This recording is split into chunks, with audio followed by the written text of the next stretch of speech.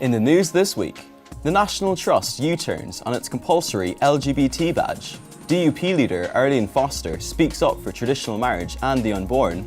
And a fashion chain succumbs to pressure to take down its misguided sexting sign. Hello. The National Trust has U-turned on its treatment of volunteers who declined to promote the LGBT agenda following a public outcry. The decision came just hours after its director, Dame Helen Gauche, said that if its volunteers at Feldbrick Hall in Norfolk were unhappy at promoting the programme of LGBT events, they were free to leave the charity. Last week, it was revealed that volunteers who did not want to wear the Trust's LGBT badge or lanyard were barred from meeting visitors. At the time, Simon Calvert, Deputy Director at the Christian Institute, described the move as the very opposite of tolerance and diversity. The volunteers who volunteered did so because they believe in preserving public monuments, because they want to promote history. It's very different from promoting gay rights. So I actually think it's pretty awful of the National Trust to humiliate loyal volunteers by banning them from meeting members of the public for refusing to wear a symbol of gay pride. The organisation admitted that well over 200 people had withdrawn their support over the row. It is now backed down, telling volunteers that they may resume their public roles. In a statement, the Trust said, "We are aware that some volunteers had conflicting personal opinions about wearing the rainbow lanyards and badges. That was never our intention. We are therefore making it clear to volunteers that the wearing of the badges is optional and a personal decision." DUP leader Arlene Foster has told supporters that she is resolute in her support for traditional marriage and the unborn. Northern Ireland has recently been under significant pressure from the Westminster government to weaken its position on the issues.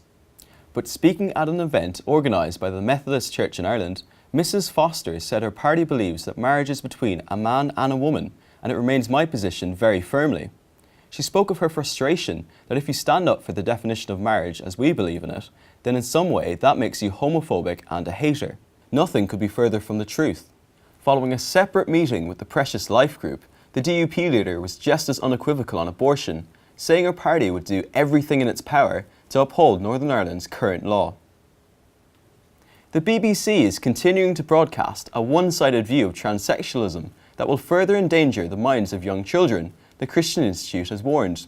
The Institute spoke out in response to the BBC's Victoria Derbyshire programme, featuring two young boys who are living as girls.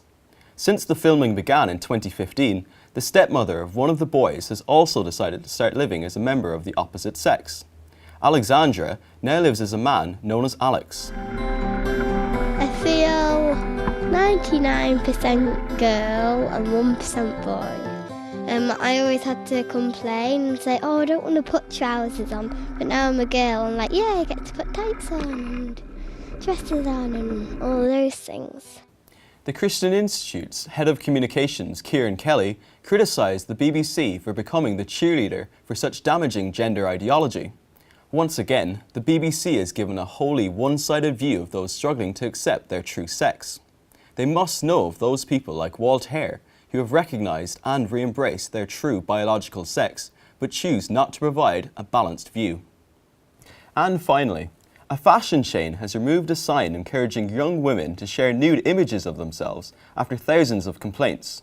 The sign, which said in pink neon writing, "Send me nudes," had been on display in a misguided store in Kent.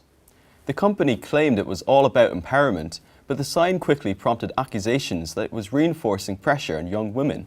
Rachel Gardner, who led the opposition, spoke to the Christian Institute about her concerns. My two main concerns about the sign in Misguided were firstly that I felt it was encouraging illegal behaviour. So taking nude selfies is illegal under the age of 18, and if you have it, it's illegal.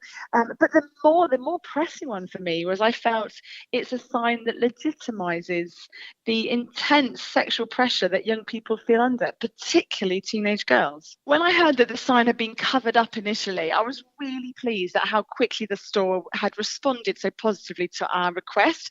And then when I heard they'd followed it through and actually taken it down, I was really impressed with the store. But I also just felt, actually, isn't this amazing that 8,000 people from around the country who'll never meet have been able to galvanise with one voice and put pressure on a store to change something that we think is unhelpful. Well, that's all for this week. For regular updates and information on all of our stories, plus much more, visit our website at christian.org.uk. Until next time, goodbye.